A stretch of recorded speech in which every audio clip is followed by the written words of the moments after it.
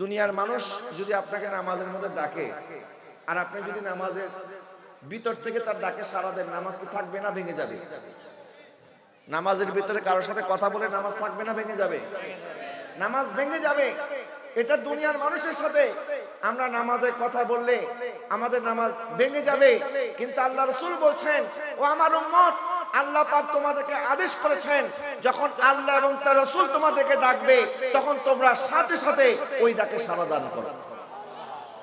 এবং রাসূলের ডাকে সাড়া দেওয়া মানে আল্লাহর ডাকে সাড়া দেওয়া। বলেন, রাসূলের ডাকে সাড়া দেওয়া মানে কি? আল্লাহর ডাকে, নবীকে অনুসরণ করা, আল্লাহকে অনুসরণ করা। মাইয়ুতি রাসূল ফাকাদ আতা আল্লাহ। রাসূল পাক সাল্লাল্লাহু আলাইহি ওয়াসাল্লামকে মহব্বত করা, আল্লাহকে মহব্বত করা, রাসূলের ইতাআত করা, আল্লাহর ইতাআত করা। আল্লাহ পাক ইরশাদ করেন, কুল ইন কুনতুম তুহিব্বুনাল্লাহ ফাত্তাবিউনি ইউহিব্বুকুমুল্লাহ। মাহবুব, আপনি তাদেরকে বলে দেন, তারা যদি আমি আল্লাহকে ভালোবাসতে চায় তারা যেন আপনি নবীকে অনুসরণ করে। সুবহানাল্লাহ বলেন। তাইলে দুনিয়ার মানুষের ডাকে সাড়া দিলে নামাজ বাতিল হয়ে যাবে, আর আমার রাসূলের ডাকে সাড়া দিলে নামাজ বাতিল হবে না। বরং রাসূলের সাথে কথা বলে উনি যেখানে নামাজে ছিলেন আবার সেখান থেকে নামাজ পড়তে পারবেন। নামাজের মধ্যে সহু সেজদাও দিতে হবে না। যারা বলেন না সুবহানাল্লাহ। তো নবীর সাথে আমাদের মধ্যে পার্থক্য আছে না নাই? বলেন, নবীজি কি আমাদের মতো না? ওই সাহাবী বলেন, হুজুর আমার ভুল হয়ে গেছে, আমি বুঝতে পারি নাই। এবং এই আয়াত নাযিল হওয়ার পরে আর কোনোদিন কোন সাহাবী আমার নবীর ডাক দিয়েছেন এক সেকেন্ড দেরি করে নাই, নামাজের ভিতরে থাকলো লাব্বাইক ইয়া রাসূলুল্লাহ বলে আমার নবীর কদমে চলে গেছেন। সুবহানাল্লাহ বলেন। নবীজি সাল্লাল্লাহু আলাইহি ওয়াসাল্লাম বলেন, আবু সাঈদ বিন মুআল্লা, শোনো, তোমাকে আমি এমন একটা সংবাদ দেব, আল্লাহ সুবহানাহু ওয়া তাআলা সমস্ত কিতাবের উপরে, আল্লাহ পাকের আসমান থেকে নাজিলকৃত আসমানি কিতাবের সংখ্যা 104টা। কয়টা? 100। এর মধ্যে সর্বশ্রেষ্ঠ কয়টা? 4টা। তাওরাত, জাবুর, ইনজিল, কোরআন। 4টা হচ্ছে সর্বশ্রেষ্ঠ। নবীজি সাল্লাল্লাহু আলাইহি ওয়াসাল্লাম বললেন, আল্লাহ সুবহানাহু ওয়া তাআলা সমস্ত আসমানি কিতাবের উপরে আমি আমার নবীর উপরে যে কোরআন নাযিল হয়েছে আল্লাহ পাক সেই কোরআনকে শ্রেষ্ঠত্ব দান করেছেন। সুবহানাল্লাহ বলেন।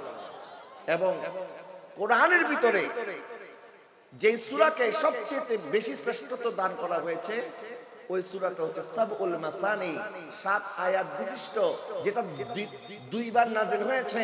7টা আয়াত বিশিষ্ট এই সূরা ফাতিহা যেটা দুইবার নাযিল হয়েছে, আমার নবী ইরশাদ করলেন, এই সূরা ফাতিহা তাওরাত, জাবুর, ইনজিল, আল্লাহর সমস্ত কোরআনের মধ্যে শ্রেষ্ঠতম সূরা হচ্ছে এই সূরা ফাতিহা। জোরে বলেন সুবহানাল্লাহ। প্যারে হাজরিন, এই সূরা ফাতিহা দৈনিক 5 ওয়াক্ত নামাজের মধ্যে 17 রাকাত ফরজ, 12 রাকাত সুন্নতে মুআক্কাদা, 3 রাকাত হচ্ছে বেতের ওয়াজিব। টোটাল 32 রাকাত আমাদেরকে পড়তে হয়।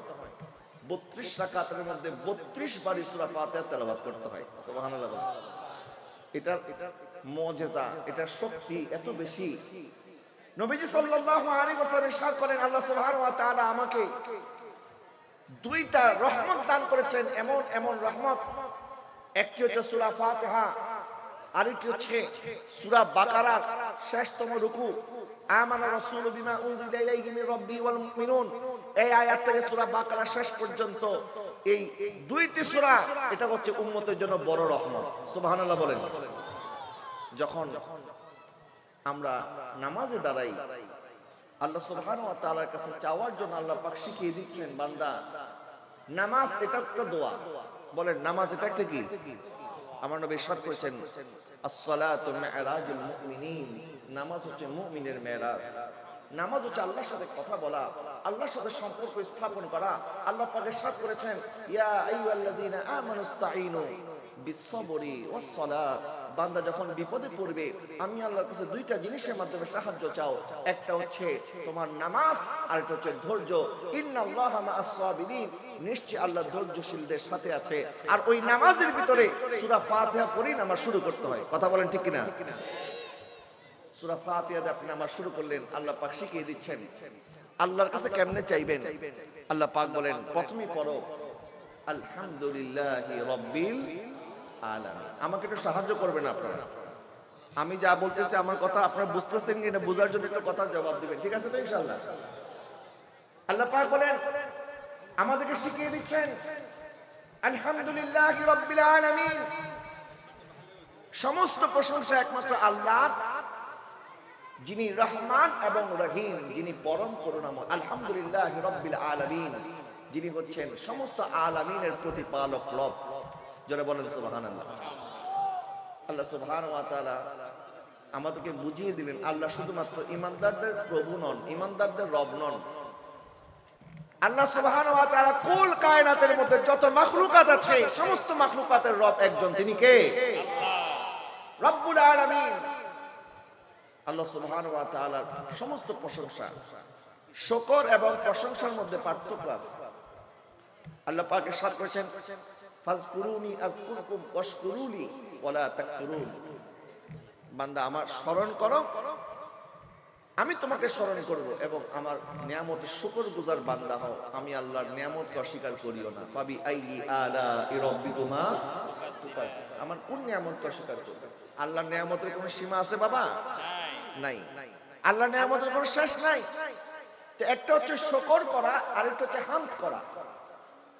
শুকর যেটা কৃতজ্ঞতা, এটা হামদের মাধ্যমে প্রকাশিত হয়।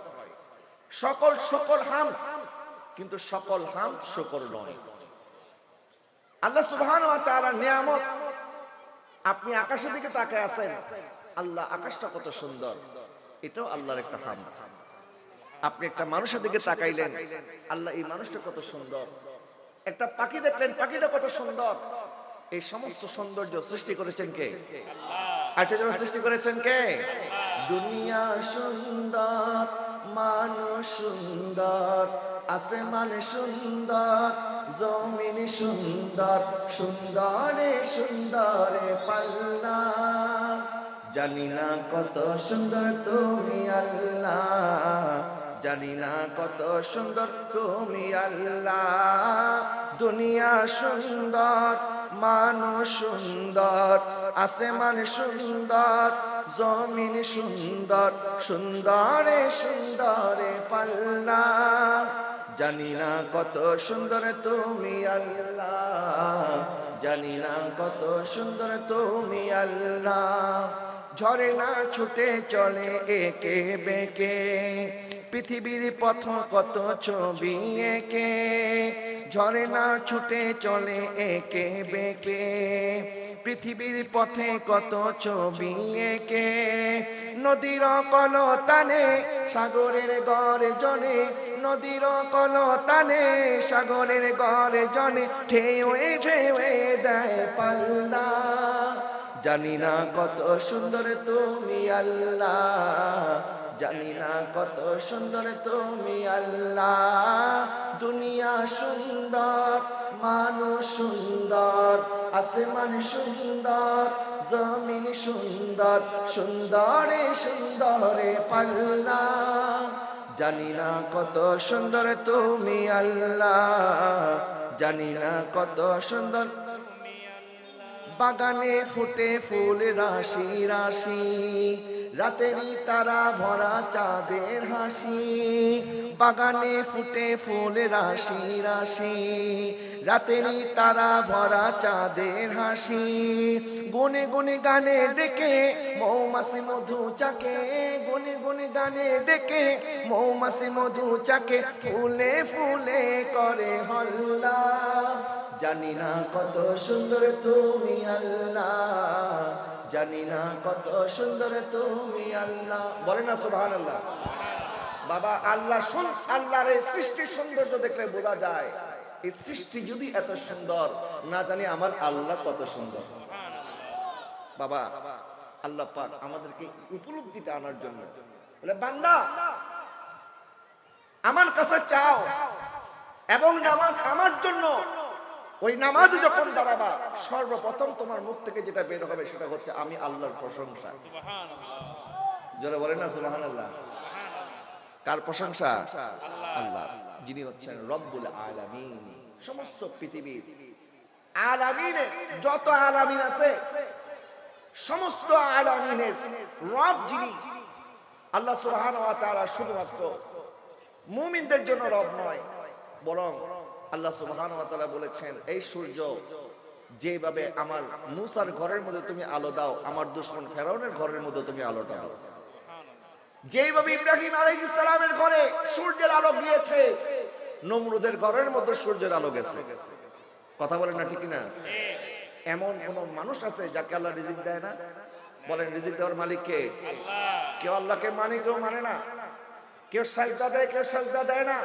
কেউ নামাজ পড়ে, কেউ পড়ে না। কিন্তু আল্লাহ সুবহানাহু ওয়া তাআলা বলে, অন্য মানুষের কাছে চাওয়ার পর সে দেয়, আর আমি আল্লাহ চাওয়ার আগে তাকে দান করে দিই। কেউ তার দুশমনকে দেয় না।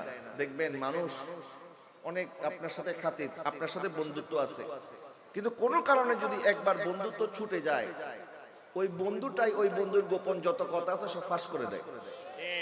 কথা বলেন ঠিক কিনা? কিন্তু আল্লাহ সুবহানাহু ওয়া তাআলার দুশমন যারা নামাজ পড়ে নাই, রোজা রাখে নাই, ইবাদত করে নাই, ঘুষ খাইছে, সুদ খাইছে, মদ খাইছে, জুয়া খেলেছে, এই মানুষটাও যখন মারা যায় তার কপালের মধ্যে লেখা উঠে না এই বান্দা কত গুনাহ করেছে, বরং তার জানাজার জন্য যদি খানে কাবার ইমামও আসে, আল্লাহ পাক এমন নিয়ম বানায় দিলেন, বলে ইমামকে বলে পিছনে দাঁড়াতে, আমার ওই বান্দার লাশটা সামনে রাখতে বলে। আল্লাহ সুবহানাহু ওয়া তাআলা আমাদেরকে আমাদের প্রয়োজন মাফিক যখন যেটার প্রয়োজন, আমরা মানুষজন এক ধরনের খাবার খাই, পশু পাখি আবার আরেক ধরনের খাবার খায়, নদীর মাছ এরা আবার আরেক ধরনের খাবার খায়।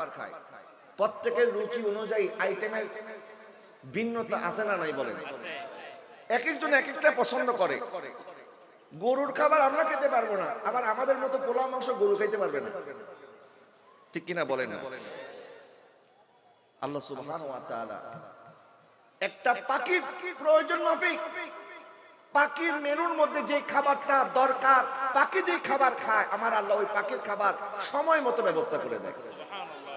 নদীর পানি, পানির মধ্যে মাছ বসবাস করে, নদীর পানির ভিতরে আল্লাহ সুবহানাহু ওয়া তাআলা ওই মাছের রিজিকের ব্যবস্থা করে দেয়। এমন কি আপনি কথা বলতেছেন, দেখলে সালাম দিতে হবে, মুরব্বীদেরকে সম্মান করতে হবে, এগুলি তো আমাদের মা বাবারা আমাদেরকে পরে শিখাইছে। দুনিয়াতে আমরা স্কুলে ভর্তি হয়েছি, ইউনিভার্সিটিতে ভর্তি হয়েছি, আমরা যে কোথায় গিয়ে কি বলতে হবে, কোথায় কি করতে হবে, এগুলি আমরা দুনিয়াতে পরে শিখেছি। কিন্তু যখন একটা নবজাতক শিশু দুনিয়াতে ভূমিষ্ঠ হয়, তার রিজিক আল্লাহ সুবহানাহু ওয়া তাআলা ব্যবস্থা করে দিয়েছেন। তার মার বুকের মধ্যে আল্লাহ সুবহানাহু ওয়া তাআলা তার জন্য রিজিক দিয়েছেন। দুনিয়ার সমস্ত জিনিস আমাদেরকে শিখতে হয়, জানতে হয়, কিন্তু এই নবজাতক বাচ্চাটা কি করে জানে যে তার মার এই স্তন থেকে দুধ কিভাবে পান করতে হবে? দুধ পান করে তার তৃষ্ণা, তার ক্ষুধা নিবারণ করার জন্য তাকে যে দুধটা টান দিতে হবে, এই সিস্টেমটা আল্লাহ সুবহানাহু ওয়া তাআলা মার পেট থেকে ওই বাচ্চাকে শিখিয়ে দিয়েছে। জোরে বলেন না সুবহানাল্লাহ। দুনিয়াতে শিখাইতে হইছে আমাদেরকে, আমাদেরকে শিখাইছে আমরা কেমনে মার দুধ পান করব, আমাদেরকে শিখাইতে হয় নাই, আমাদের বাচ্চাদেরকে শিখাইতে হয় নাই। তা আল্লাহ সুবহানাহু ওয়া তাআলা এটা বুঝিয়ে দিলেন, দুনিয়াতে সব তো তোমরা আরেকজনের কাছ থেকে শিখে শিখে করো, দেখো আমি আল্লাহ কত কুদরতওয়ালা, ক্ষমতাওয়ালা। এতদিন তোমার মার পেটের ভিতরে ছিলা, তোমার রিজিকের চিন্তা তোমার করতে হয় নাই, তোমার মার নাভির সাথে আমি আল্লাহ তোমার নাভির একটা কানেকশন করে দিয়েছি, তোমার মা খেয়েছে, তোমার পেট ভরে গেছে। জোরে বলেন না সুবহানাল্লাহ। আবার দুনিয়াতে এসে কিভাবে মার স্তন থেকে দুধ পান করবো, এটাও আল্লাহ পাক ওই বাচ্চাকে শিখিয়ে দিলেন। ওই বাচ্চা ঠিকই তার মার স্তন থেকে দুধ পান করা শিখে গেল। একটা মুরগি, এটাকে যদি আপনি পুকুরে ফেলে দেন ডুবে মারা যাবে, কিন্তু দেখতে মুরগির মতোই। হাঁস, হাঁসকে যদি আপনি আবার পুকুরে নিক্ষেপ করেন, হাঁস ডুববে না, কারণ হাঁসের পা গুলি আল্লাহ পাক বড় বড় বানাইছে, যে সে সাঁতার শিখতে হবে না, তাকে দুনিয়া থেকে সাঁতার শিখায় নাই, বরং জন্মের সাথে সাথে আপনি যদি তাকে পুকুরে ফেলে দেন, তারপরে হাঁসটা ওই পুকুরের মধ্যে সাঁতার কাটা শুরু করে দিবে। শিখিয়েছেন কে? বলেন না, শিখিয়েছেন কে? আল্লাহ সুবহানাহু ওয়া তাআলা তার প্রত্যেকটা মাখলুকের দিকে খেয়াল রাখে। একবার হযরত ইব্রাহিম আলাইহিস সালাম উনি কখনো মেহমান ছাড়া খাবার খেতেন না। যখনই খাবার খেতেন মেহমানকে সাথে নিয়ে খাবার খেতেন। তো একদিন কোনো মেহমান আসতেছে না, উনি একটু পাহাড়ে চূড়ায় গেলেন, বলেন আজকে কি কোনো মেহমান নাই? কেউ কি নাই আমার সাথে খাবারে অংশগ্রহণ করবে? আমি একটু মেহমানদারি করবো। একজন বৃদ্ধ মানুষ উনি আসলেন, ইব্রাহিম আলাইহিস সালাম দস্তরখানা বিছিয়ে দিলেন এবং খানা সামনে আনলেন, বললেন আমার আল্লাহর নামে খানা শুরু করেন। তো ওই লোক বলতেছে আমি তো তোমার আল্লাহর পূজা করি না, আমি তো পাথরের পূজা করি, মূর্তির পূজা করি। তা আমি যদি খাবার শুরু করি তোমার রবের নামে খাবার শুরু করব না, আমি আমার প্রভুর নামে খাবার খাবো। নাউজুবিল্লাহ বলেন না। তখন ইব্রাহিম আলাইহিস সালাম বলতেছেন তুমি আমার মেহমান হয়ে তুমি বলতেছো তুমি আমার রবের নামে খাবার খাবে না, যাও তোমার খাবার খাওয়াবো না। আর ওই বৃদ্ধ লোকটা বলতেছে তোমার একটু খাবারের লেগে আমি আমার ইমানও বেচবো না, আমি এতদিন যার পূজা করতেছিলাম তার পূজাই আমি করব, তুমি আমার খাবার খাওয়াও বা না খাওয়াও। ইব্রাহিম আলাইহিস সালাম ওনার সামনে থেকে খাবারটা নিয়ে গেলেন, গুটিয়ে ফেললেন সবকিছু। ওই বৃদ্ধ লোকটা যখন চলে যাচ্ছে আল্লাহ সুবহানাহু ওয়া তাআলা ইব্রাহিম আলাইহিস সালামকে বললেন ও ইব্রাহিম, তুমি একটা মেহমানকে কি কারণে খাবারের টেবিল থেকে তুমি উঠিয়ে দিলে? ইব্রাহিম আলাইহিস সালাম বলতেছেন আল্লাহ তুমি হচ্ছ রাজিক, তুমি হচ্ছ রিজিক দাতা, তুমি হচ্ছ খালেক, তুমি মাবুদ। এই লোকটা তোমার সাথে শিরিক করে, তোমার ইবাদত না করে একটা মূর্তির পূজা করে। আমি বলেছি তোমার নামে খাবার খেতে, কারণ খাবার তো তুমি তাকে খাওয়াচ্ছ, রিজিক তো তুমি তাকে দান করতেছো। আল্লাহ সে তোমার নামে খাবার খাবে না, কিন্তু সে তার মূর্তির নামে খাবার খাবে, এই জন্য আমি এটা সহ্য করতে পারি নাই। আল্লাহ সুবহানাহু ওয়া তাআলা বলতেছেন ও আমার ইব্রাহিম, তুমি কি মনে করেছো আমি কি এই ব্যক্তিকে এতদিন না খাওয়ায় রাখছি? না, আমি তো কোনোদিন এক বেলার জন্য তাকে না খাওয়ায় রাখি নাই, বরং তার ক্ষুধা লাগার আগে তার টেবিলের মধ্যে আমি আল্লাহ খাবার পৌঁছিয়ে দিয়েছি। জোরে বলেন না সুবহানাল্লাহ। আল্লাহ সুবহানাহু ওয়া তাআলা ইরশাদ করেন ওয়া মা মিন দাবাতিন ফিল আরদি ইল্লা আলাল্লাহি রিজকুহা। আল্লাহ সুবহানাহু ওয়া তাআলা প্রত্যেকের চাহিদা মাফিক যার রিজিক, যেখানে রিজিক তার পিছনে আসবেই, তার রিজিক তার কাছে আসবে, এটার মধ্যে কোনো সন্দেহ একটা জন্য না, কোনো সন্দেহ নাই। কিন্তু যারা আল্লাহর উপরে ঈমান আনে না, এরাই এগুলি নিয়ে ভয় করতে পারে। ইমানদার কখনো রিজিক নিয়ে ভয় করতে পারে না। আমরা রিজিকের পিছনে ছুটবো না রাজ্জাককে খুশি করব? বলে না কাকে খুশি করব? রাজ্জাককে খুশি করব। কারণ আজকে আমার টেবিলে কি আছে এটা আমি জানি না। আমার টেবিলে আজকে খাবার মেনু হিসাবে কি আছে, হয়তোবা এখান থেকে যাওয়ার পর মাহফিল কমিটি বলবে হুজুর আমার বাসায় আসেন, আরেকজন বলবে আমার বাসায় আসেন। আবার দেখা গেছে আমার রিজিক এখানে নাই, রিজিক রয়ে গেছে কুমিল্লায়। এরকম হতে পারে কি পারে না বলেন? কার রিজিক কোথায় কেউ বলতে পারবে না। আল্লাহ সুবহানাহু ওয়া তাআলা বলেন প্রশংসা করো আমি আল্লাহর, আলহামদুলিল্লাহি রাব্বিল আলামিন।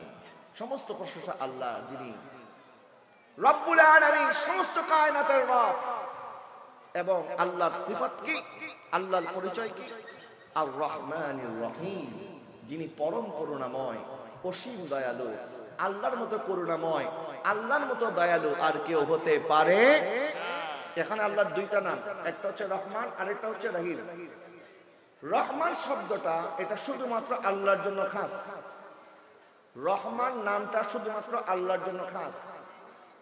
কোন মানুষের নাম যদি রহমান রাখতে হয় বলতে হবে আব্দুর রহমান। কি বলতে হবে? আব্দুর রহমান। শুধু রহমান রাখা যাবে না, এই নামটা শুধুমাত্র আল্লাহ। আর রহিম দয়ালু, এটা আল্লাহর নাম, আমার নবীজিরও নাম। যারা বলেন না সুবহানাল্লাহ। এই জন্য কেউ যদি আব্দুর রহিম না রেখে শুধু রহিম রাখে কোনো অসুবিধা নাই, এটা বান্দার নাম হতে পারে। আল্লাহ পাক বলেন লাকাদ জাআকুম রাসূলুম মিন আনফুসিকুম আজিজুন আলাইহি মা আনিতুম হারিসুন আলাইকুম বিল মুমিনিনা রাউফুর রহিম। এখানে রহিম একটা শব্দ আছে না? রহিম মানে আমার নবীজি। তবে আল্লাহ রহিম আর রাসূল রহিম বা আমরা রহিম, এটার মধ্যে পার্থক্য আছে। আল্লাহকে কেউ রহিম বানায় নাই, আল্লাহ নিজে থেকে রহিম, আর আল্লাহর নবীকে রহিম বানিয়েছেন। যারা বলেন না সুবহানাল্লাহ। একটা হচ্ছে বানানেওয়ালা আর একটা হচ্ছে বাননেওয়ালা, একটা হচ্ছে স্রষ্টা আর একটা হচ্ছে সৃষ্টি, একটা হচ্ছে খালেক আর একটা হচ্ছে মাখলুক, দুইটা এক নয়। আল্লাহ সুবহানাহু ওয়া তাআলা পরিচয় দিচ্ছেন আমি হচ্ছে রহমান এবং আমি হচ্ছে রহিম। আল্লাহর মতো দয়ালু, আল্লাহর মতো করুণাময় আর কেউ নাই। নবীজি সাল্লাল্লাহু আলাইহি ওয়াসাল্লাম ইরশাদ করেন, হাদিসে কুদসি আল্লাহ পাক বলেছেন, আল্লাহ পাক রহমত সৃষ্টি করলেন, রহমতকে 100 ভাগে ভাগ করলেন। 100 ভাগ রহমতের মধ্যে 1 ভাগ রহমত আল্লাহ পাক গোটা সৃষ্টি জগতের মধ্যে বন্টন করে দিয়েছেন। জোরে বলেন না সুবহানাল্লাহ। 100 ভাগের কয় ভাগ? 1 ভাগ। যে 1 ভাগের কারণে মা সন্তানকে এত মহব্বত করে, সন্তান বাবাকে এত মহব্বত করে, স্বামী তার স্ত্রীকে এত মহব্বত করে, ভাই ভাইকে এত মহব্বত করে। এমনকি একটা ছোট্ট পাখিও দেখবেন, সে যখন ঘর থেকে বের হয়ে যায় আসার সময় কিন্তু খালি হাতে ফেরত আসে না, ঘরের মধ্যে ছোট্ট বাচ্চা আছে, বাচ্চার জন্য খাবার নিয়ে ফিরে আসে। সুবহানাল্লাহ বলেন না। তাহলে এই পাখির অন্তরে তার সন্তানের মায়া আছে না নাই?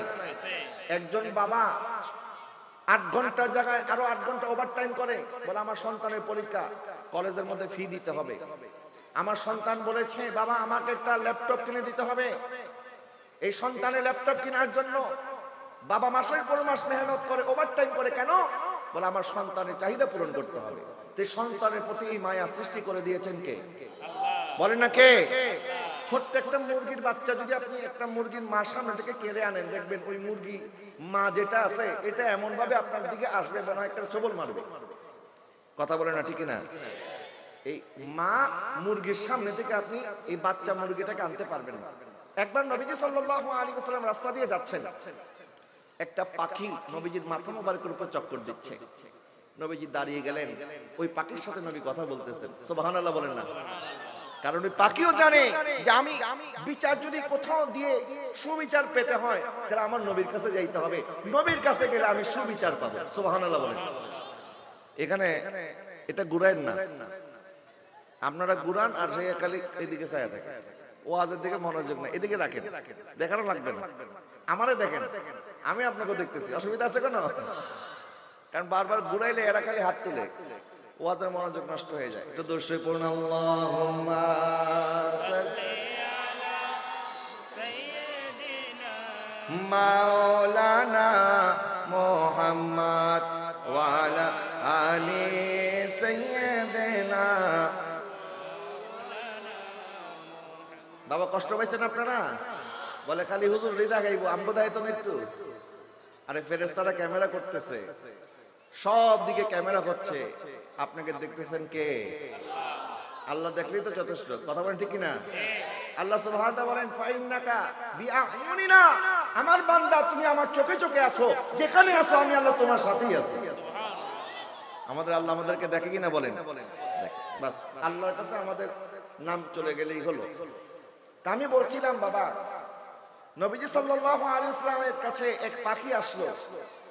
পাখি আইসা তার মনের কষ্টটা নবীকে বলতেছে, বলে ইয়া রাসূলুল্লাহ, হুজুর আমি আমার বাচ্চাদের,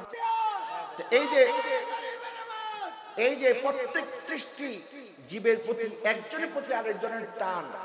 কয়েকদিন আগে ফেনীর মধ্যে বন্যা হয়েছে, সারা বাংলাদেশের ট্রাকে ট্রাকে ট্রান আমরা সেখানে নিয়ে গেছি, আপনারাও গিয়েছেন ঠিক কিনা বলেন? কিছুদিন আগে বিএমডিপুর মধ্যে আগুন লেগেছে, আমার ভাইরা সেখানে ঝাঁপিয়ে পড়েছে, করোনার মধ্যে আমার ভাইরা ঝাঁপিয়ে পড়েছে। এই যে একজনের প্রতি আরেকজনের ভালোবাসা, মমত্ববোধ, ভালোবাসা, এটাকে বলা হয় রহমত। এই রহমত দিয়েছেন কে? আর এই রহমতটা আল্লাহর 100 ভাগের রহমতের 1 ভাগ। বলেন 100 ভাগের কত ভাগ? 1 ভাগ। আদম আলাইহিস সালাম থেকে শুরু করে কিয়ামত পর্যন্ত যত সৃষ্টিজীব এই দুনিয়ার মধ্যে আসবে, আল্লাহ সুবহানাহু ওয়া তাআলা সকল সৃষ্টি জগতের ভিতরে আল্লাহর 100 ভাগের 1 ভাগ রহমত দিয়েছেন। আর বাকি 99 ভাগ আল্লাহ পাক বলেন আমি আমার নিজের কাছে রেখে দিয়েছি। এই 99 ভাগ রহমত দিয়ে কিয়ামতের ময়দানে আমি আমার গুনাহগার বান্দাকে মাফ করে দেব। তা আল্লাহ পাকের ভালোবাসার কোনো সীমা আছে? আল্লাহ কত বড় দয়ালু, আল্লাহ কত বড় রহমান, কত বড় রহিম। আল্লাহ সুবহানাহু ওয়া তাআলা স্মরণ করে দিচ্ছেন, তুমি আমার প্রশংসা এইভাবে করো, আলহামদুলিল্লাহি রাব্বিল আলামিন আর রহমানির রহিম। এরপর আল্লাহ সুবহানাহু ওয়া তাআলা আবার শিখাই দিলেন। এরপরে বলো মালিক ইয়াউমিদ্দিন, যিনি বিচার দিবসের মালিক। যিনি কোন দিবসের মালিক? বিচার দিবসের মালিক। প্রথমে আল্লাহ পাক বলেন আমি রহমান এবং রহিম। আল্লাহ পরম করুণাময় এবং অসীম দয়ালু। এই জন্য কেউ যেন আবার মনে না করে যে আমি যা খুশি তা করবো, আল্লাহ তো মাফ করেই দিবে। আল্লাহ যেহেতু দয়ালু, আল্লাহ যেহেতু করুণাময়, আল্লাহ যেহেতু ক্ষমাশীল, সুতরাং আল্লাহ তো মাফ করেই দিবে। আল্লাহ পাক বলে না আমি আল্লাহ রহিম যেমন, আমি আল্লাহ রহমান যেমন, আমি আল্লাহ ঠিক একইভাবে জাব্বারও, আমি আল্লাহ হাকিম এবং আল্লাহর মতো বিচারক আর কেউ আলাইসাল্লাহু বিআহকামিল হাকিমিন। আল্লাহর মতো বিচারক আর কেউ আছে?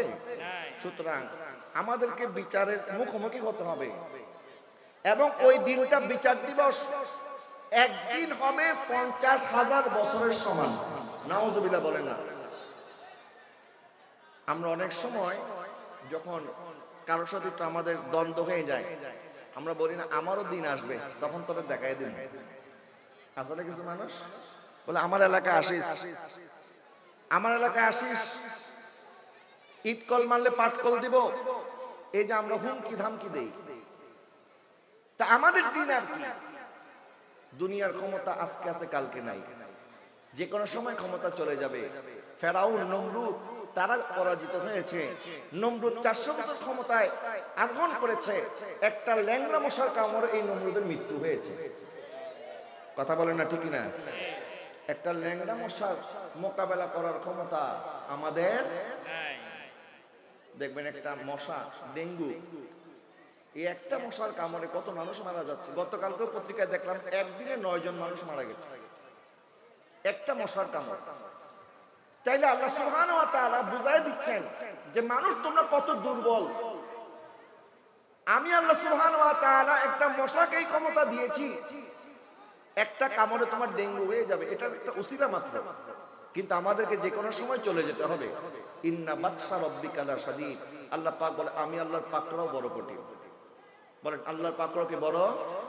এটার জন্য আবার মনে করেন যারা ডেঙ্গু রোগী এরা আবার সব আল্লাহর দুশমন। আমি এটা বলি না, এরা আল্লাহর দুশমন নয়, কিন্তু আমি বুঝাইতে চাচ্ছি আল্লাহ পাক তার ক্ষমতা আমাদেরকে বুঝাইলেন যে একটা মশা কামড় দিলে মানুষ মারা যাচ্ছে, আমরা মশার কাছে হার মানতেছি। প্যারে হাজরিন, আল্লাহ পাক বুঝাই দিলেন তোমরা অনেক দুর্বল, আমি তোমাদেরকে দুর্বল করে সৃষ্টি করেছি। আল্লাহ পাক বলেন লাকাদ খালাকনাল ইনসানা ফি আহসানি তাকওয়িম সুম্মা রাদাদনাহু আসফালা সাফিলিন। আমি মানুষকে অনেক সুন্দর করে সৃষ্টি করেছি, এরপরে বলতেছে আবার মানুষকে আমি অতল গহ্বরে নিক্ষেপ করেছি। আল্লাহ পাক বলেন ওয়াল আস ইন্নাল ইনসানা লাফি খুসর। সময়ের কসম মানুষ তোমরা ক্ষতির মধ্যে আছো। তার মানে বোঝা গেল আমরা মানুষ। এখন আপনি জওয়ান আছেন, এখন আপনি সুস্থ আছেন, এখন আপনি টাকাওয়ালা আছেন, এখন আপনি ক্ষমতাওয়ালা আছেন, কিন্তু একটা সময় টাকাও থাকবে না, ক্ষমতাও থাকবে না, সুস্থতাও থাকবে না, হায়াতও থাকবে না। কথা বলেন না ঠিক না? আবার এমন সময় আসবে, আমার ছোট্ট বাচ্চাটা এখন মাশাআল্লাহ কথা বলা শিখছে, আস্তে আস্তে কথা বলতেছে। আমাদের ঘরের মধ্যে ছোট্ট বাচ্চা যখন নতুন নতুন কথা বলে বাপমান কত ভালো লাগে, তোতলায় তোতলায় কথা বলে, কিন্তু এটাই শুনতে মন চায়। বলে বাবা আবার বলো তো কি বলছো, বাবা একটু বলো তো। নানাই বলে আমার নাতি কথা শিখতেছে, মামাই বলে আমার বাইকনা কথা শিখতেছে। ছোট্ট বাচ্চা যখন তোতলায় তোতলায় কথা বলে, এই তোতলামি কথাটা শুনতে সবার কাছে ভালো লাগে। কিন্তু আবার এমন একটা সময় আসবে যখন আমরা বৃদ্ধ হয়ে যাব, তখন আবার জবানের মধ্যে এই তোতলামি শুরু হবে। তখন এই তোতলামি কথা কেউ শুনতে চাইবে না। সন্তান বলবে কি বলো বুঝি না তো, এক কথা বারবার বলো কেন, কি বলো কিছুই তো বুঝি না। এখন তোতলামি ভালো লাগতেছে, বাচ্চার তোতলামি। আরেক সময় যখন আমি বৃদ্ধ হয়ে যাব, তখন আমার বাচ্চার কাছে আমার তোতলামি ভালো লাগবে না। অনেকে বিছানার মধ্যে পড়ে যায়, প্যারালাইজড হয়ে যায়, শরীর নাড়াচাড়া করতে পারে না, প্রস্রাব পায়খানা করার মতো শক্তি থাকে না। সন্তান ধরে ধরে প্রস্রাব পায়খানা করার জন্য বাথরুমে নিয়ে যেতে হয়। অনেক সময় সন্তান বিরক্ত, কত আর খেদমত করবে, বলে হুজুর তাড়াতাড়ি মাদ্রাসা থেকে ছাত্র কয়েকজন নিয়ে এসে আমার বাবার জন্য একটু খতমে শেফা পড়ায় দেন। মানে খতমে শেফা পড়াচ্ছে এই জন্য আল্লাহ যদি হায়াতে রাখে তারা যেন সুস্থ করে দেয়, আর যদি হায়াতে না রাখে আল্লাহর মাল যেন আল্লাহ তাড়াতাড়ি নিয়ে যায়। মানে সন্তানও বিরক্ত হয়ে গেছে, বাবার খেদমত আর কত করব। তখন ওই মা ওই বাবার উপরে কি কিয়ামতটা যায়। তখন তো মা বাবা বলে, আল্লাহ এই দিন দেখার আগে আমার মৃত্যু কেন হলো না, এখন আমাকে তাড়াতাড়ি মৃত্যু দিয়ে দাও। এই সন্তানের অবহেলা, আত্মীয় স্বজনের অবহেলা, টাকা পয়সার অভাব, অনটন, চিকিৎসা করতে করতে গরিব মিসকিন হয়ে যাচ্ছি, গরিব হয়ে যাচ্ছি। তখন তো আল্লাহর কাছে আমাদেরকে মৃত্যু কামনা করতে হবে। আল্লাহ পাক বলেন, তখন যদি আমি তোমাকে মৃত্যু না দেই, এখন তুমি কোথায় যাবা বলো। তখন তো মৃত্যুটাই আমাদের জন্য নিয়ামত। আল্লাহ পাক এটাই বুঝিয়ে দিলেন। প্রথমে বললেন আর রহমানির রহিম, পরম করুণাময় অসীম দয়ালু। আমরা যেন এটা মনে না করি যে আল্লাহ তো অনেক বড় দয়ালু, আল্লাহ তো এমনি ক্ষমা করে দেবে। আল্লাহ পাক বলে না, মালিক ইয়াউমিদ্দিন, আমি আল্লাহ বিচার দিবসের মালিক। আল্লাহ কিসের মালিক? বিচার দিবসের মালিক। ফামান ইয়ামাল মিসকালা যাররাতিন খায়রান ইয়ারা ওয়া মান ইয়ামাল মিসকালা যাররাতিন শাররান ইয়ারা। প্রত্যেকটা নেক আমল জাররা জাররা পরিমাণ আপনি দেখবেন, প্রত্যেকটা গুনাহ জাররা জাররা পরিমাণ আপনি দেখবেন। একজন মানুষের যদি 1 ইঞ্চি জায়গা আপনি দখল করেন, এটারও বিচার কাল কিয়ামতের ময়দানে হবে। একটা মানুষকে যদি আপনি অন্যায়ভাবে একটা গালিও দেন, এটার বিচার হবে। একটা মানুষের নামে যদি আপনি গীবত করেন, এটার বিচার হবে। একজন মানুষকে যদি আপনি অপবাদ রটায় দেন, এটারও বিচার হবে। শুধু তাই নয়, একজন মানুষ সম্পর্কে আপনি মনে মনে যদি বদধারণা করেন, এটারও বিচার হবে। ইন্নাস সামআ ওয়াল বাসরা ওয়াল ফুআদ কুল্লু উলাইকা কানা আনহু মাসউলা। আল্লাহ পাক বলে, তোমার চোখ যা দেখেছে, তোমার কান যা শুনেছে, তোমার অন্তরের মধ্যে তুমি যা বিশ্বাস করেছো, ধারণ করেছো, অনুমান করেছো, আমি আল্লাহ এটারও জিজ্ঞাসাবাদ করব। মালিক ইয়াউমিদ্দিন, বিচার দিবসের মালিক কে? আরেকটু জোরে বলেন, বিচার দিবসের মালিক কে? আল্লাহর সামনে কি মুখ নিয়ে দাঁড়াবেন, এটা একবার চিন্তা করবেন। আরেকজনের জমি দখল করার আগে, বনের সম্পদ মেরে দেওয়ার আগে, আরেকজনের নামে অপবাদ রটানোর আগে একবার চিন্তা করবেন, আমি আল্লাহর সামনে কি জবাব দেব। কিয়ামতের ময়দানে আল্লাহর সামনে দাঁড়াতে হবে। এই জন্য আমাদেরকে খৌফ এবং তামান্না দুইটাই লাগবে। খৌফ মানে আল্লাহর ভয়, তামান্না মানে আশা। আল্লাহর আশা, আশা থেকে নিরাশ হওয়া যাবে না যে আল্লাহ আমাকে মনে হয় কখনো মাফ করবে না, না, এটা শয়তানের দোকান। আবার আমি যাই করি আল্লাহ মাফ করে দিবে, এটাও শয়তানের দোকান। আল্লাহ সুবহানাহু ওয়া তাআলা ইরশাদ করেন, তাতাজাফা জুনুবুহুম আনিল মাদাজি ইয়াদউনা রাব্বাহুম খাওফান ওয়া তামআ। যারা রাত বেলায় এমন ভাবে আল্লাহর ইবাদত করে, এমন ভাবে আল্লাহর কাছে ক্রন্দন করে, রাত জাগ্রত হয়ে ইবাদত করতে করতে তারা তাদের পিঠটাকে বিছানার মধ্যে লাগায় না, আর আল্লাহর কাছে যখন দোয়া করে তখন ভয়ের সাথে এবং আশার সাথে দোয়া করে। সুবহানাল্লাহ বলেন না? ভয়ও লাগবে, আশাও লাগবে। বলেন কি? ভয়ও লাগবে, আশাও লাগবে। আল্লাহ রহমানুর রহিম, আল্লাহ চাইলে ক্ষমা করে দিতে পারে। আবার ভয় লাগবে যে আল্লাহ পাক যদি ক্ষমা না করে আমার কি অবস্থা হবে। এই জন্য চাইতে হবে বারবার। আল্লাহ চাওয়ার সিস্টেম বলে দিচ্ছেন। তা আমি বলছিলাম, পবিত্র কোরআন, সমস্ত আসমানি কিতাবের খোলাসা হচ্ছে কোরআন, আর কোরআনের খোলাসা হচ্ছে সূরা ফাতিহা। আর সূরা ফাতিহার খোলাসা এখন যে আয়াত পড়বে সেই আয়াত। প্রথমে পড়লেন আলহামদুলিল্লাহি রাব্বিল আলামিন আর রহমানির রহিম মালিকি ইয়াউমিদ্দিন। এরপরে আপনি বলতেছেন কি? ইয়্যাকা না'বুদু ওয়া ইয়্যাকা নাস্তাঈন। আল্লাহ, আমরা তোমারই ইবাদত করি এবং তোমার কাছে শুধু সাহায্য চাই। সুবহানাল্লাহ বলেন না? আমরা ইবাদত করি কার? একটু জোরে ইবাদত করি কার? আল্লাহ। এবং আমরা আল্লাহর কাছে সাহায্য চাই। সাহায্য করার মতো আল্লাহ ছাড়া আর কেউ নাই। হ্যাঁ, আল্লাহ পাক যখন অনুমতি দিবেন, আল্লাহর অনুমতি ক্রমে আমার নবী সবার আগে সুপারিশ করবেন, শাফাআতে কুবরা। আল্লাহ সুবহানাহু ওয়া তাআলা অনুমতি দিবেন, শহীদগণ সুপারিশ করবেন, উলামায়ে কেরাম সুপারিশ করবেন, সিদ্দিকিনগণ সুপারিশ করবেন। কিন্তু অনুমতি লাগবে কার? আল্লাহ। বলেন, অনুমতি লাগবে কার? ক্ষমতার মালিক কে? আল্লাহ। আল্লাহ সুবহানাহু ওয়া তাআলা আমাদেরকে শিখিয়ে দিচ্ছেন যে তোমরা আমার কাছে যখন দোয়া করবে আগে নিজে আত্মসমর্পণ করো। যে আল্লাহ আমরা তোমারই ইবাদত করি, তুমি আমাদের মাবুদ। আচ্ছা, এখন একটা ছোট্ট বাচ্চা বাবার কাছে গিয়ে যদি বলে, বাবা আমি তো তোমারই সন্তান, তুমি আমার বাবা, তুমি না দিলে কে দিবে? বাবার আর কোনো জবাব আছে বলেন? বাবা তো এই কথাই বলবে, হ্যাঁ বাবা আমি তো তোর বাবা, তোকে দিলে তো আমি দেব, আর কে দেবে? ঠিক একই ভাবে আমরা যখন আল্লাহকে বলবো মাবুদ ইয়াকা নাবুদু, আমরা তো তোমার ইবাদত করি, তোমার কাছেই চাই। আমরা কার কাছে যাব? আমরা কোন দরজায় যাব? আমরা কার কাছে গিয়ে আমাদের নিজের দুঃখের কথা বলবো? পৃথিবীর কেউ তো আমাদের দুঃখ মোচন করতে পারবে না। দুঃখ যদি মোচন করতে পারো একমাত্র তুমি পারবে। কথা বলে না, ঠিক না? এবং আল্লাহ সুবহানাহু ওয়া তাআলা শিখিয়ে দিচ্ছেন, আল্লাহ পাক বলতেছেন ওয়া ইযা সাআলাকা ইবাদি আন্নী ফাইন্নী করিব উজিবু দাওয়াতাদ দাঈ ইযা দাআনি ফালইস্তাজিবু লি ওয়ালিউমিনু বি। আল্লাহ সুবহানাহু ওয়া তাআলা বলতেছেন, হাবিব তারা আপনাকে জিজ্ঞাসা করে আল্লাহ কোথায়, আপনি তাদেরকে বলে দেন আমার আল্লাহ তোমার খুবই কাছে আছে। যারা বলেন না সুবহানাল্লাহ। যখন তুমি তাকে ডাকো আল্লাহ পাক তোমার ডাকে সাড়া দানকারী। নবীজি সাল্লাল্লাহু আলাইহি ওয়াসাল্লাম ইরশাদ করছেন, সূরা ফাতিহা এটা এমন একটা সূরা যে সূরা আমার উম্মত অর্ধেক তেলাওয়াত করে, বাকি অর্ধেক জবাব আল্লাহ নিজে দান করে। যারা বলবেন না সুবহানাল্লাহ। এই সূরা ফাতিহা যখন আমরা তেলাওয়াত করি আমাদের প্রত্যেকটা তেলাওয়াতের জবাব দেন আল্লাহ। নবীজি ইরশাদ করতেছেন, যখন আমার বান্দা আমার উম্মত নামাজের মধ্যে দাঁড়িয়ে অথবা যে কোনো সময় আল্লাহর দরবারে বলে আলহামদুলিল্লাহি রাব্বিল আলামিন, আল্লাহ পাক ফেরেশতাকে বলে, ফেরেশতা তোমরা সাক্ষী থাকো হামিদানি আবদি, আমার বান্দা আমার প্রশংসা করতেছে। জোরে বলবেন না সুবহানাল্লাহ।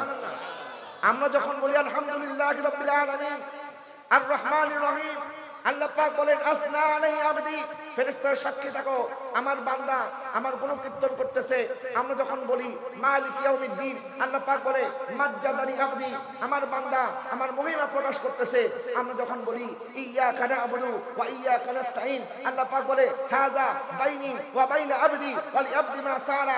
এই ফেরেশতারা সাক্ষী থাকো আমার বান্দা আমার ইবাদত করে, সে স্বীকৃতি দিচ্ছে, আমিও স্বীকৃতি দিচ্ছি, এটা আমার বান্দা আর আমি আল্লাহর ব্যাপার। আমার বান্দা যা চাইবে আমি আল্লাহ তাকে সেটাই দান করব। একজন মানুষের কাছে যখন আপনি ভিক্ষা চাওয়ার জন্য যদি যান, ভিক্ষুক যারা দেখবেন ঘরের দুয়ারে আইসা প্রথমে আপনার জন্য দোয়া করবে, আল্লাহ এর আরো সম্পদ দাও, এর বাচ্চাকে ভালো রাখো, এর পরিবারকে ভালো রাখো। তখনই আপনি বুঝে যাবেন সে আমার জন্য দোয়া করতেছে, মানে আমার কাছে কিছু চাইতেছে। ঠিক কিনা বলেন না? আমার কাছে কি কিছু চাচ্ছে। তখন আপনার অন্তরের মধ্যে তার প্রতি একটু মায়া সৃষ্টি হবে, আর এই লোকটা আমার জন্য এত দোয়া করতেছে, তাহলে আমি কিছু টাকা তাকে দান করি। আল্লাহ সুবহানাহু ওয়া তাআলা আমাদেরকে দোয়া শিক্ষা দিচ্ছেন যে আমি আল্লাহর কাছে চাওয়ার আগে তুমি নিজের অক্ষমতা প্রকাশ করো, তুমি আমার আনুগত্য প্রকাশ করো এবং আমার ইবাদত করো, এটাই তুমি স্বীকার করো। আল্লাহ সুবহানাহু ওয়া তাআলা আমাদেরকে দোয়ার নিয়ম শিখিয়ে দিচ্ছেন, আমরা আল্লাহর কাছে কেমনে দোয়া করব। সুবহানাল্লাহ বলেন না? দেখেন আল্লাহ কত বড় দয়াবান।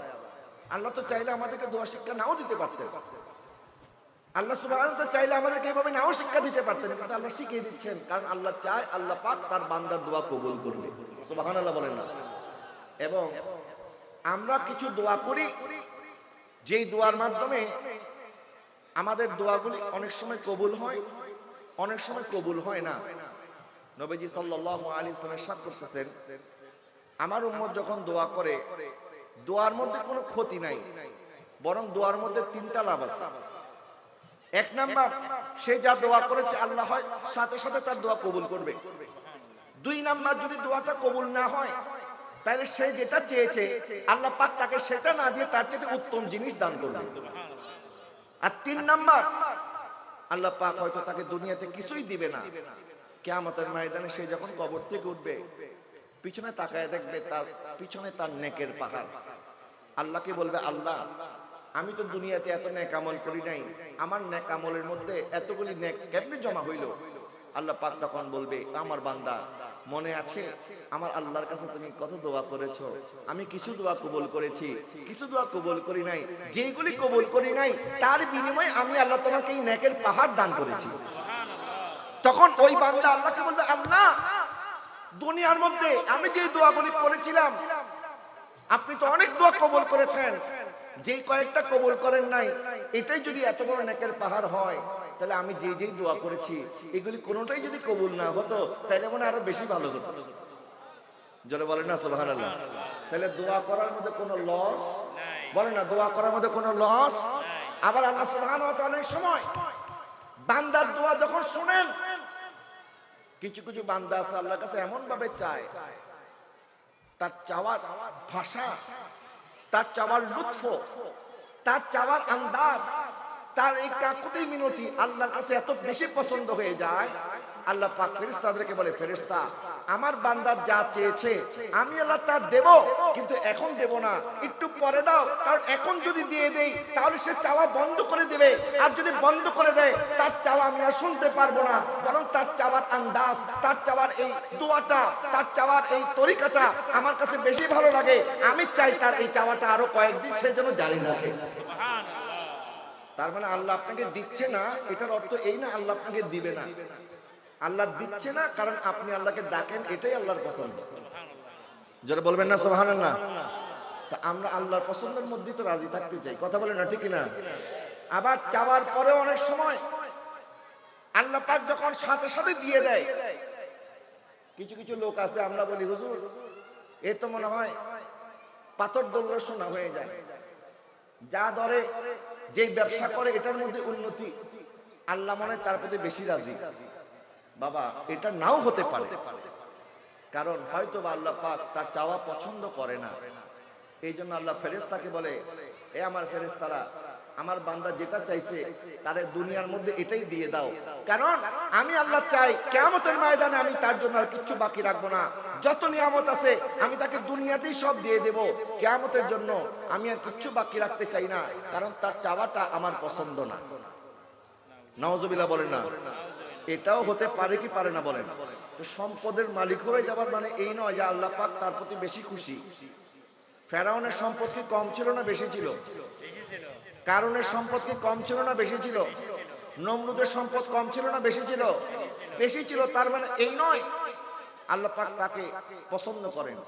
বর্তমান পৃথিবীর মধ্যে সবচেয়ে বড় ধনী ইলন মাস্ক না ইলন মাস্ক, ইলন মাস্ক, এই ইলন মাস্ক সবচেয়ে বেশি ধনী, কিন্তু আল্লাহ কি তার উপরে খুশি আছে? খুশি থাকলে সে তো অবশ্যই ইমানদার হয়ে যেত, কথা বলে না ঠিক না? বরং এই এলাকার একজন মুচি, রাস্তার একজন ঝাড়ুদার, যার অন্তরে নবীর প্রেম আছে, মহব্বত আছে, তার শরীরে একটা ঘামের সমপরিমাণ মর্যাদা তার নাই, কথা বলেন ঠিক কিনা?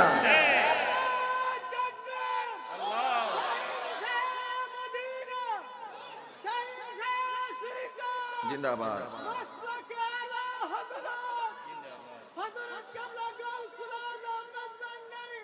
প্রিয় হাজরিন, আমি বলছিলাম আল্লাহ সুবহানাহু ওয়া তাআলা আমাদেরকে চাওয়ার তরিকা শিখিয়ে দিচ্ছেন, আমরা আল্লাহর কাছে কেমনে চাইবো, এবং যারা আল্লাহর প্রতি রাজি আছে, আল্লাহর প্রতি খুশি আছে, তাদের চাইতে হয় না, কারণ তারা দোয়ার মধ্যে দুনিয়া চায় না, তারা আল্লাহকে চায়। জোরে বলেন না সুবহানাল্লাহ। তারা কাকে চায়? আল্লাহকে চায়। আপনি দুনিয়া দুনিয়া করবেন, দুনিয়ার কিচ্ছু আপনি অর্জন করতে পারবেন না। এটা নবীজির হাদিস শরীফ। নবীজি সাল্লাল্লাহু আলাইহি ওয়াসাল্লাম ইরশাদ করছেন, মান আসবাহা ওয়াদ দুনিয়া আকবার হাম্মাহু, যে ব্যক্তি সকাল শুরু করে এবং দুনিয়ার চিন্তা দিয়ে দিন শুরু করে, তার আল্লাহর ভয় নাই, ফজরের নামাজ পড়ে নাই, সকালে উঠছে খালি আজকে কয় টাকা ইনকাম করবে, খালি ইনকামের চিন্তা, জাআলাল্লাহু ফাকরাহু বাইনা আইনাইহি, আল্লাহ পাক তার কপালের মধ্যে গরিবি লিখে দেন, সে গরিবের মতো হয়ে যায়। নাউজুবিল্লাহ বলেন না। মানে 1000 টাকা ইনকাম করলো, তার কাছে মনে হয় আমি তো আজকে কিছুই কামাই নাই, আমাকে আরো কামাইতে হবে। আল্লাহ পাক তখন তাকে গরিব বানিয়ে দেন। এরপরে নবীজি সাল্লাল্লাহু আলাইহি ওয়াসাল্লাম ইরশাদ করেন, ওয়াশাত্তাতা আলাইহি শামলা, আল্লাহ পাক তার জন্য জমিনকে কঠিন বানিয়ে দেন। একটা তসবির দানা ছিঁড়ে গেলে এই দানাগুলো চতুর্দিকে ছড়িয়ে পড়লে এটা কি অবস্থা হবে? এটাকে একসাথে করা, এই একটা টিস্যু পেপার, আমি এগুলিকে টুকরা টুকরা করলাম, টুকরা টুকরা করে গোটা মাঠের মধ্যে ছড়িয়ে দিলাম। এখন আমি যদি বলি আপনি মাঠ থেকে এই কাগজগুলি উদ্ধার করেন,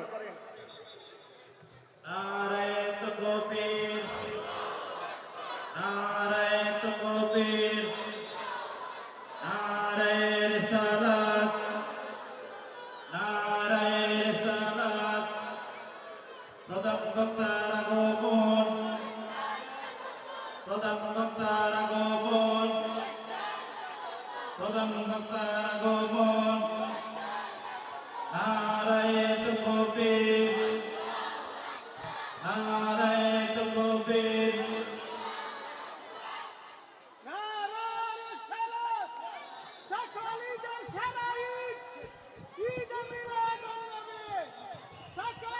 নারায়ে তাকবীর,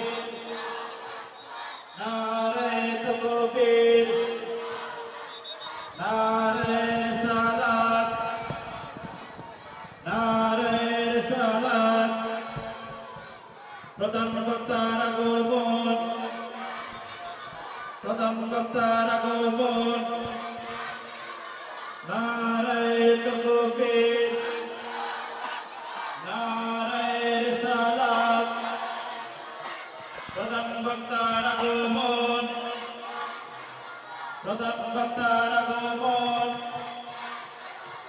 সম্মানিত প্রিয় উপস্থিতি, আমাদের মাঝে এসে উপস্থিত হয়েছে আজকের মাহফিলের সম্মানিত প্রধান আলোচক, প্রধান আকর্ষণ, বিশিষ্ট মিডিয়া ব্যক্তিত্ব, বর্তমান সমাজের আইকন, উদয়মান বক্তা, চট্টগ্রাম ছাত্র দরবারে বারিয়া শরীফ মাহফিল সিগন্যালের সম্মানিত নায়েবে সাজ্জাদুল হযরতুল আল্লামা জনাব হযরত মাওলানা সৈয়দ মোহাম্মদ মুকাররম কারি সাহেব কেবলা মাদাজিল ওয়ালালি। সম্মানিত প্রিয় হাজিরিন, আমাদের বিশেষ আলোচক মুফতি মোহাম্মদ শায়েখ আব্দুল মুস্তাফা রহিম আল আজহারি অসমস্ত বক্তব্য সমস্ত করার জন্য অনুরোধ জানাচ্ছি। সকলে বলুন মারহাবা। আজকের মাহফিলের সম্মানিত প্রধান আলোচক, দরবারে বারিয়া শরীফের নায়েবে সাজ্জাদানে শিন, মুজাহিদ আহলে সুন্নাত, এই দেশের লাখো কোটি সুন্নি জনতার প্রাণস্পন্দন, সুন্নি জনতার অহংকার, হযরত মাওলানা শায়েখ মুকাররম বারী সাহেব মাদ্দাজিলুল আলী তাশরীফ এনেছেন। আল্লাহ পাক ওনার তাশরীফ আওয়ালিকে যেন কবুল করে, সবাই বলেন আমিন। তা আমি আর আলোচনা দীর্ঘায়িত করব না। আমি পবিত্র কোরআনের যে 4টি আয়াতে কারিমা তেলাওয়াত করেছি, আল্লাহ যদি চায় ভবিষ্যতে বাকি 3টি আয়াতের উপরে আলোচনা করব। আল্লাহ সুবহানাহু ওয়া তাআলা আমাদেরকে আল্লাহর রহমত বুঝার এবং আল্লাহকে ভয় করে তওবা ইস্তেগফার করে আল্লাহর ইবাদতের মাধ্যমে খুশি করে ঈমানের সাথে আল্লাহ পাক আমাদেরকে কবরে যাওয়ার জন্য তৌফিক দান করে, সবাই বলেন আমিন। ওয়া আখিরু দাওয়ানা আনিল হামদুলিল্লাহি রাব্বিল আলামিন। আসসালামু আলাইকুম ওয়া রাহমাতুল্লাহি ওয়া বারাকাতুহু। সম্মানিত প্রিয় উপস্থিতি, আমাদের প্রধান বক্তা এসেছেন। আপনারা যে চেয়ারে বসে আছেন সে চেয়ারে বসে থাকবেন, যে দাঁড়িয়ে আছেন সে দাঁড়িয়ে থাকবেন। বিশেষ করে প্রধান বক্তা আলোচনা শুরু থেকে